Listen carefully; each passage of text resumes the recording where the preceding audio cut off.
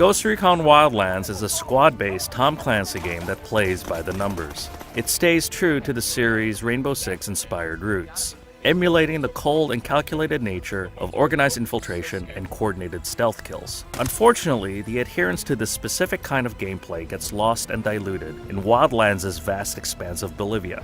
A revenge tale disguised as a narco-state destabilization operation is low-hanging fruit. Worse yet, the narrative perpetuates the notion that a cartel is only worth taking seriously when one of your own has been tortured to death, ignoring the thousands of locals who've suffered similar fates. It's easy to tell that Karen Bowman, your CIA field handler, has a personal vendetta against the Santa Blanca, the drug cartel that rules Bolivia. When you ultimately come face to face with El Sueño, the cartel's kingpin, you can spot the payoff a mile away. At the end, there's no poignant message or lesson regarding this latest Tom Clancy episode in American interventionism. A target on my back, waiting for someone else to come for the crown.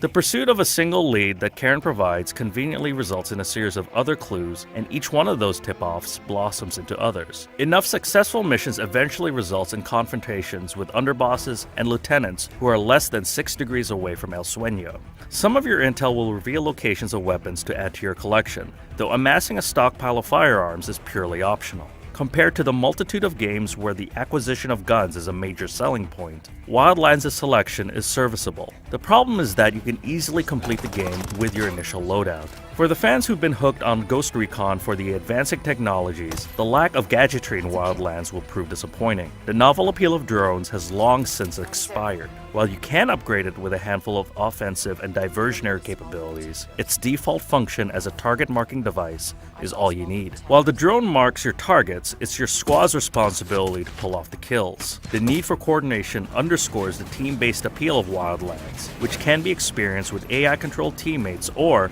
preferably, with other players. When playing with skilled friends, there's comfort in knowing that you'll most likely be on the same page. Playing with AI has its own benefits, like being better bullet sponges when they're out in the open healing you. One puzzling omission to multiplayer is the ability to form a mixed squad of friends in AI. If you're only playing with one buddy, you're stuck as a pair. Wildlands' most gratifying moments come from playing the Ghost. It means having the patience to spend minutes surveying a stronghold from a distance and arming yourself with that visual information to confidently infiltrate the base. Equally thrilling are the moments where you have little time to adapt to changing circumstances. When the best laid plans go wrong, when you've been spotted and a base is on high alert, you're treated to one of the few instances where your squad mates' moment-to-moment updates are actually useful. When a high-value target is fleeing, your team will let you know.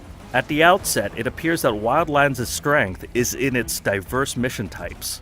For every assassination, there's a capture or rescue assignment. You might even find yourself pulling off the old switcheroo with 2 similar-looking trucks. Who? I got no idea who that is. Don't bullshit me, Hernando.